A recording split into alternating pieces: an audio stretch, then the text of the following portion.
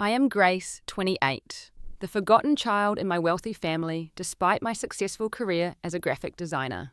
For years, I've lived in my younger sister's shadow, accepting the scraps of attention thrown my way. But at her graduation party last month, something inside me finally broke. When my parents handed me $2 as a joke, while giving my sister a BMW with a red bow, I realized some wounds never heal. Where are you watching from today? Hit subscribe and like if you've ever had to walk away from people who couldn't see your worth, and let me share how I finally chose myself. Growing up in our spacious colonial home in Westport, Connecticut, I always felt like an afterthought. My father, Richard, built his fortune as an investment banker, working long hours and weekends to climb the corporate ladder.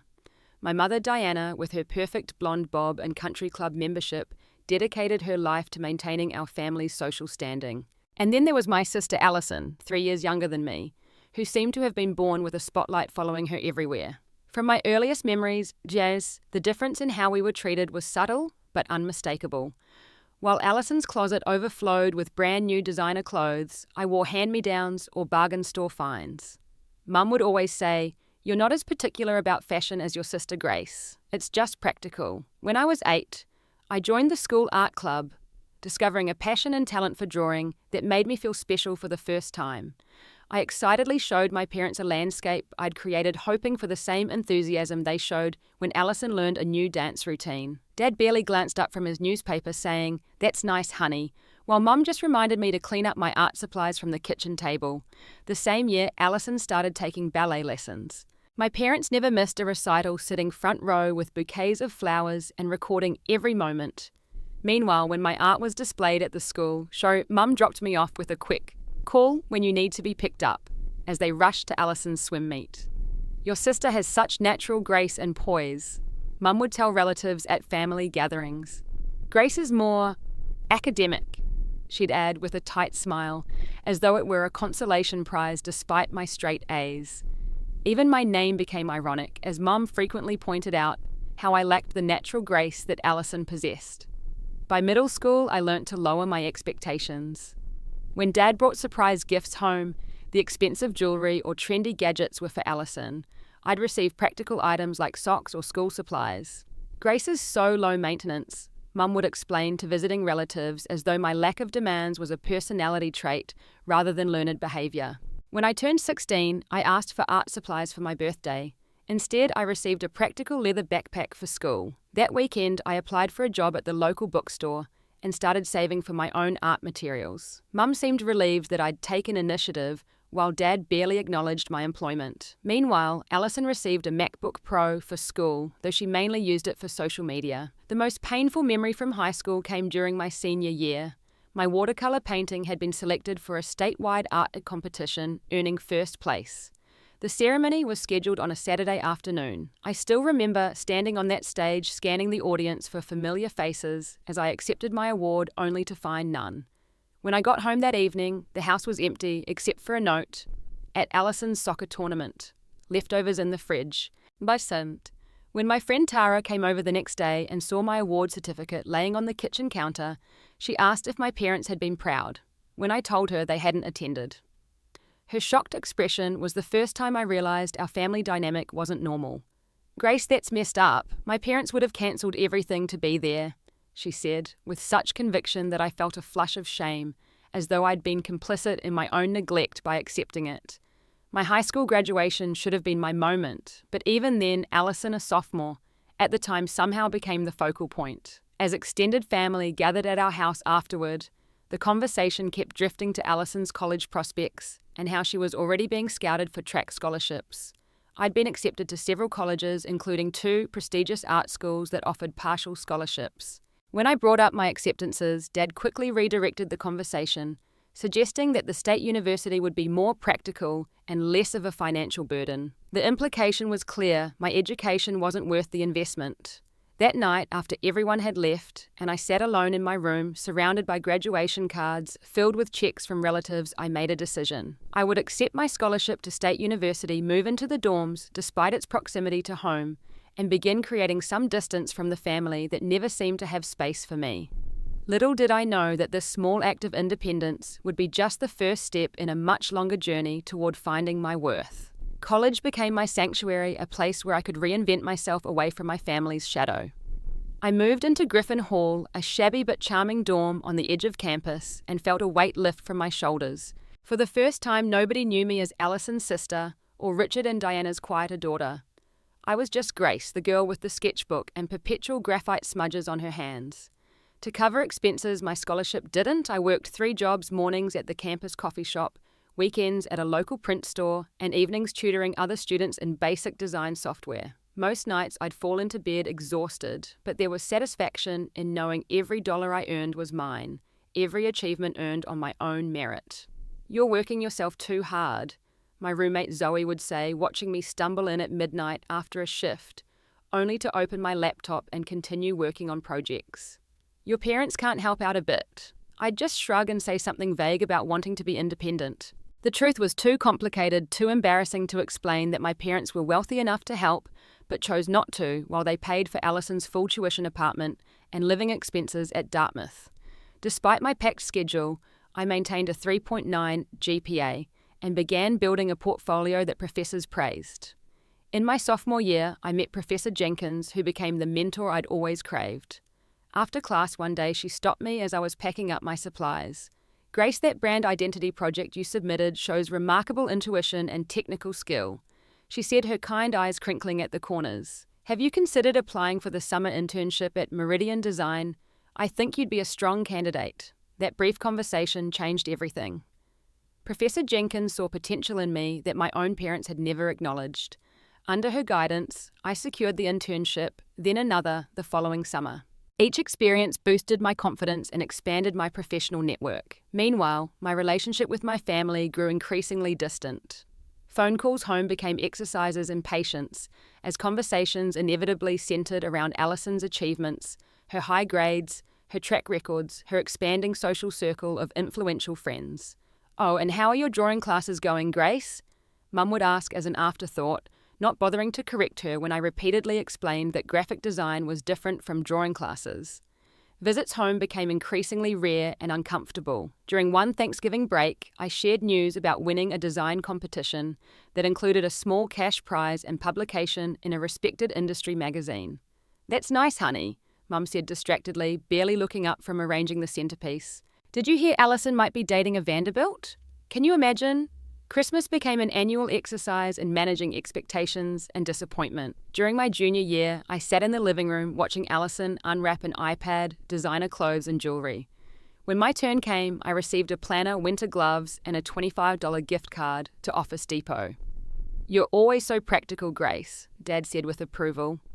Allison could learn something from you about budgeting. The irony wasn't lost on me as they handed Allison her final gift, a plane ticket to tour Europe the following summer. By senior year, I'd built a life largely separate from my family.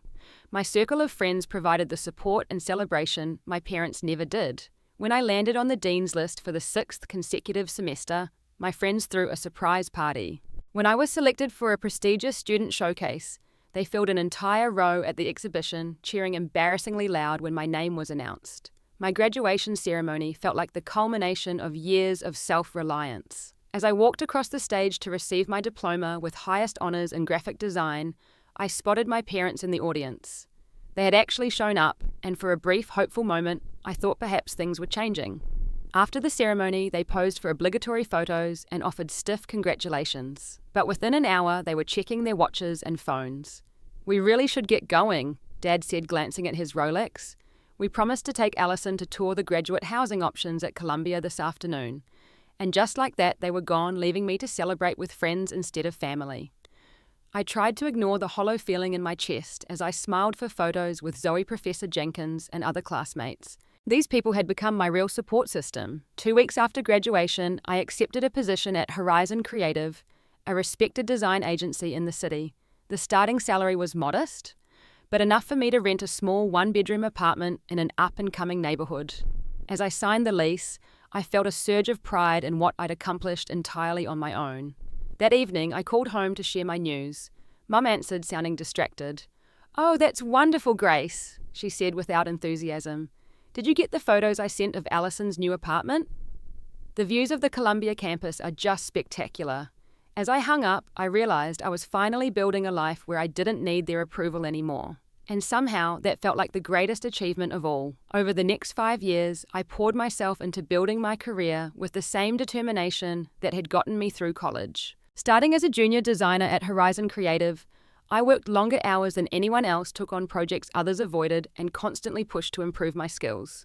My dedication paid off. By year 3, I was promoted to designer and just 18 months later to senior designer. My client list grew to include several national brands, and my work won 2 industry awards. My portfolio page started receiving inquiries from bigger agencies, and my salary increased enough for me to move to a nicer apartment in a safer neighborhood. Throughout this time, my contact with my family remained minimal. Holiday visits grew shorter and more awkward each year. I'd arrive with carefully chosen gifts that reflected genuine thought about what each family member might appreciate. In return, I'd receive generic items that revealed how little they knew about my life-scented candles.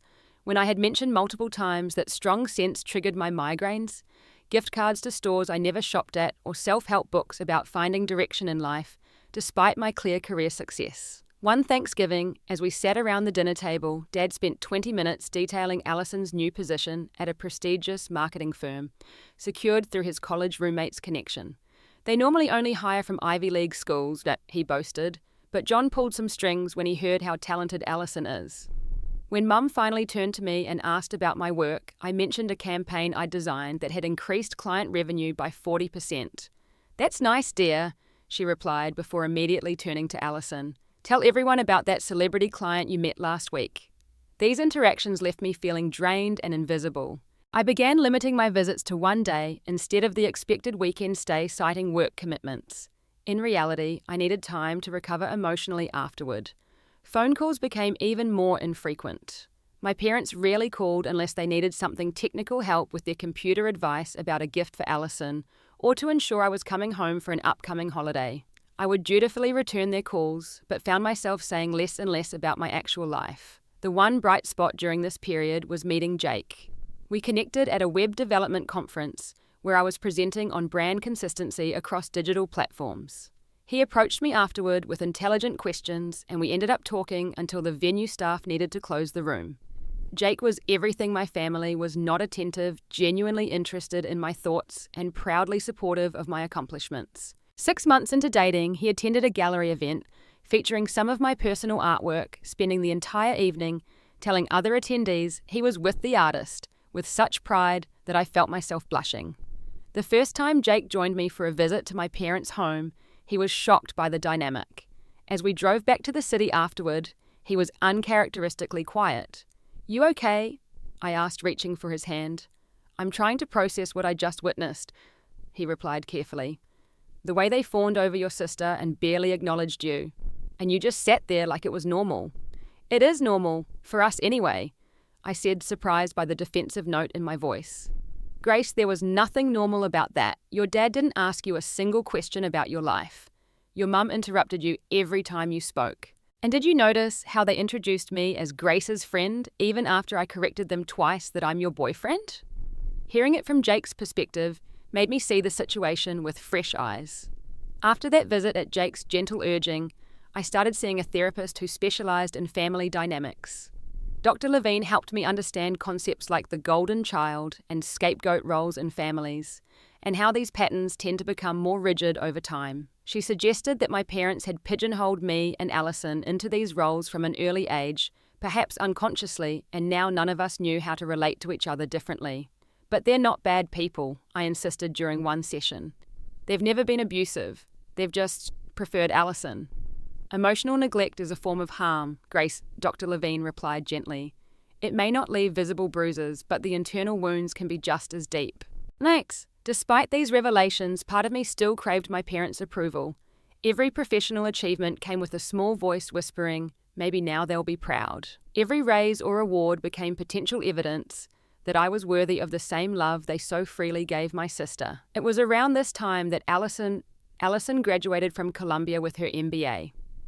My parents immediately began planning what Mum called the celebration of the decade at their home. To my surprise, I received not just a standard invitation, but a personal call from Mum insisting I attend. It would mean so much to Allison to have her big sister there, Mum said. though Allison and I had exchanged perhaps 10 text messages in the past year. I debated declining. Jake, who had become my sounding board for family matters, listened as I weighed the pros and cons. "You know how these events usually go," he said carefully, "but it's your decision. I'll support whatever you choose, and I'll be right there with you if you want to go." After much deliberation, I decided to attend. Some naive part of me hoped that after 5 years of building a successful career and stable life, my parents might finally see me as an accomplished adult worthy of their respect. And perhaps more importantly, I wanted to prove to myself that I could engage with my family on my own terms with boundaries intact. As the date approached, I selected a tasteful designer dress I'd splurged on after a particularly successful project, had my hair professionally styled, and even treated myself to a manicure. Standing in front of the mirror before leaving for my parents' house, I barely recognized the confident, polished woman staring back at me. I felt prepared for whatever the evening might bring. Little did I know that this celebration would become the breaking point that would finally set me free. The afternoon of Allison's graduation party, I pulled up to my parents' sprawling colonial home with Jake beside me, squeezing my hand reassuringly. The circular driveway was already filled with luxury cars, and a valet service directed us to park on the street. Even from outside, I could hear the string quartet playing on the back patio. "Remember, we can leave any time you want," Jake whispered as we approached the front door. "Just give me the signal." I nodded, took a deep breath, and rang the doorbell of my childhood home like the visitor I had become. A hired server in a crisp white uniform opened the door, welcoming us to the Henderson graduation celebration, as though we were strangers. The entry hall was decorated with enlarged professional photos of Allison at various stages of her academic career, alongside floral arrangements in Columbia's blue and white colours. Mum spotted us from across the crowded living room and made her way over ear-kissing my cheeks and giving Jake a brief nod. "Grace, you made it, and you look presentable," she said, her eyes quickly scanning my carefully chosen outfit. "Though that dress is a bit formal for an afternoon garden party, don't you think?" Before I could respond, she continued. "Allison's circulating on the patio with the Whitman family. The father is a partner at Goldman Sachs, you know. Such wonderful connections she's making." Dad appeared at her side, cocktail in hand. "Grace," he acknowledged with a brief nod. "Jake," he glanced at his watch. "You're just in time. We're doing the big reveal in about 30 minutes. With that, they both moved on to greet other guests, leaving Jake and me standing in the foyer. I felt my carefully applied makeup masking the flush of embarrassment creeping up my neck. "Let's get a drink," Jake suggested, guiding me toward the bar set up in the dining room. As we navigated through the crowd, I recognized faces from my parents' social circle, country club members, Dad's business associates, Mum's charity committee friends. A few stopped me with vague recognitions. "You must be Diana and Richard's other daughter," one woman said, squinting at me as though trying to place a distant acquaintance. "Grace," I supplied with a practiced smile. "Yes, I'm Allison's older sister." "Oh, that's right, Grace. What are you doing these days? Still with your little art projects?" "I'm a senior designer at Horizon Creative. We handle branding for several national corporations," I replied, maintaining my smile despite the dismissive characterization of my career. "How nice," she said, already scanning the room for more interesting conversations. Jake and I made our way to a relatively quiet corner of the patio with our drinks. The backyard had been transformed into something from a luxury wedding magazine, with white tents, crystal chandeliers hanging from the trees, and elaborate centerpieces on every table. "Your parents really went all out," Jake murmured, surveying the scene. "This is nothing. You should have seen the Sweet 16 they threw for Allison. They hired her favorite band to perform. Eventually, I spotted Allison holding court near the rose garden, surrounded by admirers. She looked flawless. As always, her blonde hair, styled in loose waves, wearing a designer dress that probably cost more than my monthly rent. When she saw me, she excused herself and came over with practiced charm. "Grace, you actually came," she said, embracing me briefly. "And you brought your boyfriend. Jim, right?" "Jake," he corrected with strained politeness. Right. So good of you both to come." She lowered her voice conspiratorially. "Fair warning, Mom has invited half of Columbia Business School, including Professor Harrington, who I'm pretty sure is going to offer me a position on his research team. Isn't that amazing?" "Congratulations," I said automatically. I know Dad says it could be a direct pipeline to a corner office at his firm. Anyway, enjoy the party. The lobster rolls are divine. With that, she flitted back to her admiring circle. For the next hour, Jake and I moved through the party like ghosts, making small talk with distant relatives who barely remembered me, and friends of Allison who didn't know me at all. No one asked about my career or life in the city. I was simply Allison's sister, a footnote in the family narrative. Finally, Dad clinked his glass for attention, and the crowd gathered around the stone patio where a large object stood, covered with a blue silk cloth. Friends and family, Dad began, his voice carrying easily across the hushed crowd. Today we celebrate not just an academic achievement, but the exceptional young woman who has made us proud every day of her life. Mum joined him, linking her arm through his as he continued. Allison has exemplified excellence in everything she's pursued, from her athletic achievements to graduating with honours from Columbia's MBA program. She has consistently proven herself to be extraordinary. The speech continued for several minutes, detailing Allison's accomplishments from childhood swimming medals to collegiate honours. I stood at the edge of the crowd, feeling increasingly invisible as the litany of praise continued. And so, Dad concluded, to honour this milestone and reward such dedication, Diana and I wanted to give our amazing daughter something special. With theatrical flair, he pulled away the silk covering to reveal a brand new white BMW convertible with an enormous red bow on the hood. The crowd gasped and applauded as Allison squealed in delight, rushing forward to embrace our parents. "Oh my God, I can't believe it!" she cried, tears streaming down her face as Dad handed her the keys. "It's exactly what I wanted." The crowd surged forward to admire the car and congratulate Allison. I remained frozen in place, feeling Jake's steadying hand on my lower back. The extravagance of the gift wasn't surprising, but watching the scene unfold still stung in a familiar way. As the excitement began to subside, Dad suddenly looked up and seemed to remember something. He glanced around until he spotted me standing at the periphery. "And Grace," he called out, causing several heads to turn in my direction. "We don't want you to feel left out on Allison's special day." He reached into his wallet, pulled out what appeared to be a bill, and walked over to me. With a chuckle that others around us echoed, he pressed $2 into my palm. "Don't spend it all in one place," he said with a wink, generating scattered laughter from the onlookers. I stared at the money in my hand, feeling the blood drain from my face. The room fell into an awkward silence before someone coughed and conversation gradually resumed. Dad had already turned away, returning to Allison and her new car. "What the actual hell was that?" Jake whispered, anger evident in his voice. I couldn't answer. My throat had constricted and I felt lightheaded. The $2 bill in my hand represented more than just a thoughtless joke. It was the physical manifestation of my lifetime of emotional neglect presented publicly to an audience of witnesses. I managed to maintain my composure for another hour, mechanically smiling and making small talk while feeling completely detached from my surroundings. My chest felt tight and each breath required conscious effort. When I could no longer bear it, I murmured to Jake that I needed to leave. We made our excuses to Mum, claiming an early meeting the next day. She barely paused her conversation with a friend to acknowledge our departure, saying, "Oh, leaving already? Well, I'll tell Allison you said goodbye." The drive home passed in silence, tears streaming silently down my face as Jake navigated through traffic. When we reached my apartment, he asked if I wanted him to stay, but I needed to be alone. For the first time, I could clearly see what had taken Dr. Levine months to help me understand. This wasn't just favoritism or poor parenting. It was a fundamental lack of respect and care that would never change no matter what I achieved. I spent that night tossing and turning, replaying not just the events of the day, but a lifetime of similar moments.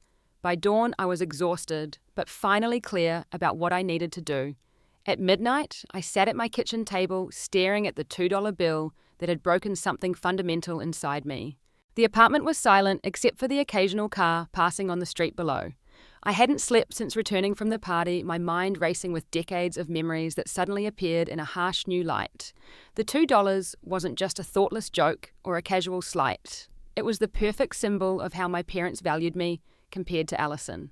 The expensive car versus $2, the golden child versus the afterthought, the daughter they adored versus the one they tolerated. I picked up my phone and called Jake, not caring about the late hour.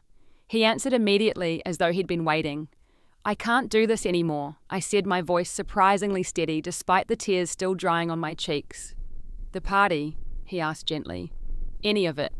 The visits home, the calls, the pretending that they might someday see me, love me. I just can't." Jake was silent for a moment. What are you thinking of doing? Cutting ties completely, at least for now. But the words felt both terrifying and liberating as they left my mouth. If that's what you need to do, I support you completely, he said without hesitation. Do you want me to come over? Not tonight. I need to do this myself. But thank you. After hanging up, I called Dr. Levine's emergency line, knowing I needed professional guidance before making such a significant decision. To my relief, she answered and agreed to a brief virtual session. What happened today suggests that the dynamic is unlikely to change, she said after I recounted the party events. Setting a firm boundary can be a healthy choice, Grace. Just be clear about what you're doing and why. This isn't about punishing them, it's about protecting yourself. Her words resonated with the clarity I'd been searching for. This wasn't an impulsive reaction to one bad day. It was the necessary conclusion to years of trying and failing to be valued by people who seemed fundamentally incapable of seeing my worth. As the clock on my microwave ticked over to 200 a.m., I opened my laptop and began composing an email to my parents. Dear Mum and Dad, after considerable reflection, I've decided I need to step away from our relationship for my own well-being. Years of being treated as less valuable than Allison have taken a toll that I can no longer ignore. This isn't a hasty decision or an attempt to hurt you. It's a necessary step for my mental health. I hope someday we might have a relationship based on mutual respect, but until then, I need to prioritize my own healing. I wish you both well. Grace. I read it over twice, edited out any accusatory language, and hit send before I could second-guess myself. Then I blocked both their numbers on my phone, adjusted my social media privacy settings to restrict their access, removed myself from the family group chat, and created email filters to redirect any messages from them to a folder I wouldn't have to see. As I completed each step, I felt a strange mixture of grief and liberation. I was mourning the family I had always wanted but never had, while simultaneously freeing myself from the endless cycle of hope and disappointment that had defined our relationship. I took the $2 bill and pinned it to my bulletin board as a reminder, not of their cruelty, but of my worth and the moment I chose to value myself when they wouldn't. When I finally lay down in bed as dawn was breaking, an unexpected sense of peace washed over me. For the first time in my adult life, I wasn't bracing for the next disappointment or crafting my next attempt to earn their approval. I was simply Grace, answering only to myself. I slept deeply for the first time in days, waking to my phone vibrating repeatedly with notifications. Multiple missed calls from both parents, a string of text messages, and several voicemails. For a brief moment, old habits nearly took over, and I almost checked them. Instead, I reminded myself of the boundary I had set and turned my phone face down on the nightstand. That first day of freedom was dedicated to self-care and processing my emotions. I called in sick to work something I rarely did. I ordered my favorite comfort food, took a long bath, and allowed myself to feel everything: the sadness, the anger, the relief, and even moments of doubt. Jake came over that evening with groceries and quiet support. He didn't try to fill the silence with platitudes or questions, just sat beside me on the couch as we watched mindless television, his presence a reminder that I wasn't alone in this. You did a brave thing, he said as he was leaving, and I'm here whatever you need. As I closed the door behind him, I realized I had more genuine support in that one relationship than I'd ever felt from my family, and somehow that knowledge made everything else a little more bearable. The 2 weeks following my decision became a crash course in holding boundaries under pressure. My manager at Horizon Creative was understanding when I requested personal leave, having seen my dedication over the years. This gave me precious time to process the emotional aftermath without the added stress of work deadlines. Jake became my rock during this period, staying over most nights and creating a buffer between me and the outside world when needed. My closest friends formed a protective circle, taking turns checking in and bringing over meals when I couldn't muster the energy to cook. Dr. Levine increased our sessions to twice weekly, helping me navigate what she called the stages of grief for a living relationship. Some days I felt strong and certain, others I was consumed by doubts and an almost physical pain of separation from my family, dysfunctional as it was. Meanwhile, my parents' response evolved in predictable stages. The initial wave of messages expressed confusion and demanded explanation. Grace, what on earth is this email supposed to mean? Call us immediately. We don't understand what's gotten into you. You're overreacting to a silly joke. When I didn't respond, their tone shifted to anger. This behavior is completely unacceptable and immature. You're hurting your mother. I never thought you'd be this selfish, Grace. Your sister is devastated. When anger failed to elicit a response, they moved to guilt and manipulation. Your mother hasn't slept since your dramatic email. Is that what you wanted? We've always supported you, and this is how you repay us by breaking your mother's heart. The flying monkeys arrived next. Aunts, uncles, and family friends began calling and texting, most of them clearly having heard only my parents' version of events.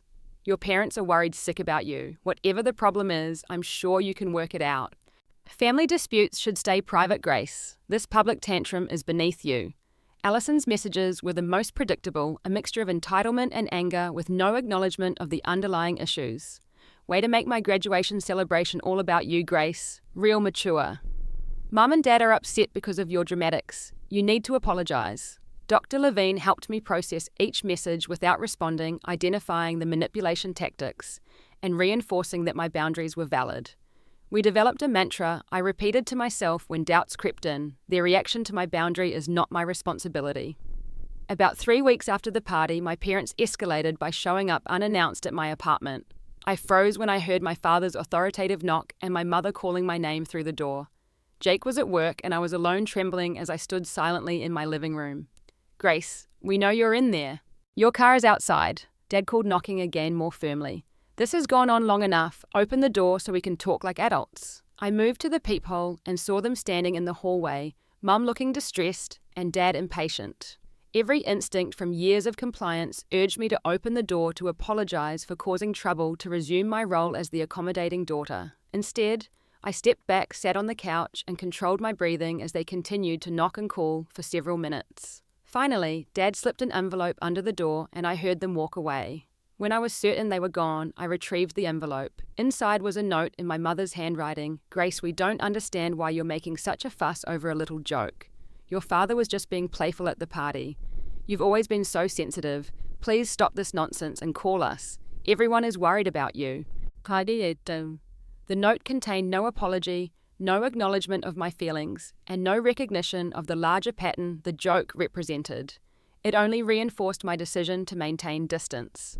I showed the note to Dr. Levine at our next session. Notice how they've minimized your experience, she pointed out. The issue isn't the $2, it's the lifetime of similar incidents that it represents. Their inability to see that suggests they're not ready to address the real problem. The weeks turned into months, and I maintained my boundary despite increasingly desperate tactics from my family. Around the 2-month mark, I received an unexpected call from my father's sister, Aunt Catherine, who had always been somewhat distant from the family dynamics. Grace, it's Catherine. I'm not calling to convince you to reconcile. I just wanted you to know that I understand.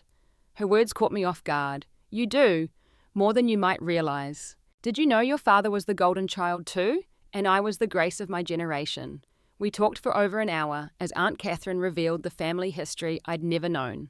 My grandfather had favoured my father in the same way my parents favoured Allison, while Aunt Catherine had been similarly sidelined.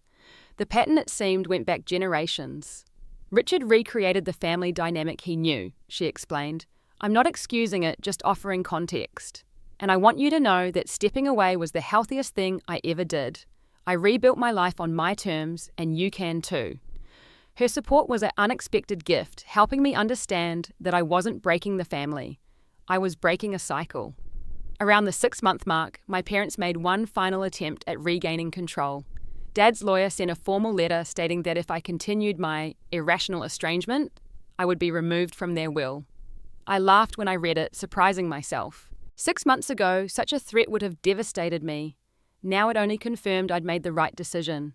I responded with a brief email. I never wanted your money. I only wanted your respect. The fact that you think one could substitute for the other explains everything about our relationship. Please don't contact me again unless you're ready to address the real issues between us. After that, the attempts at contact became less frequent. My parents occasionally sent holiday cards or brief messages on my birthday, but they were superficial, never acknowledging the elephant in the room. I filed them away without response, no longer feeling the sharp pain they once would have caused. As Aunt Catherine had predicted, the distance allowed me to build a life defined by my own values rather than my family's approval. And slowly the wound that had been reopened at Allison's graduation party began to heal. One year after walking away from my family, I sat in my new apartment on a sunny Sunday morning, reflecting on how much had changed. The woman who had trembled at the sound of her parents' knock was gone, replaced by someone stronger, more centered, and genuinely happy. My career had flourished in ways I couldn't have predicted. 6 months after the break, I was promoted to creative director at Horizon, managing a team of designers and handling the agency's most prestigious clients. The promotion came with a significant salary increase that allowed me to move to a brighter, more spacious apartment in a neighborhood I'd always loved. Jake and I had decided to move in together, merging our lives in a way that felt natural and right. Our relationship deepened as I learned what healthy love looked like, free from the constant need to prove my worth. "You smile more now," Jake observed one evening as we prepared dinner together. "Even when you don't know I'm watching." He was right. The constant undercurrent of anxiety that had accompanied me through life had diminished significantly. I no longer entered rooms scanning for approval or crafted achievements specifically designed to impress others. My circle of friends expanded as I became more authentic and open. I joined a local arts collaborative where I created personal work outside of my commercial design career. Through this group, I connected with other artists who became both colleagues and friends. Therapy remained an important part of my healing journey. Dr. Levine and I had reduced our sessions to monthly check-ins, focusing on reinforcing healthy patterns rather than processing trauma. Family estrangement is often portrayed as a failure, she noted during one session. But sometimes it's the healthiest choice available. The question isn't whether you should maintain relationships with toxic people, it's how to build a fulfilling life without them.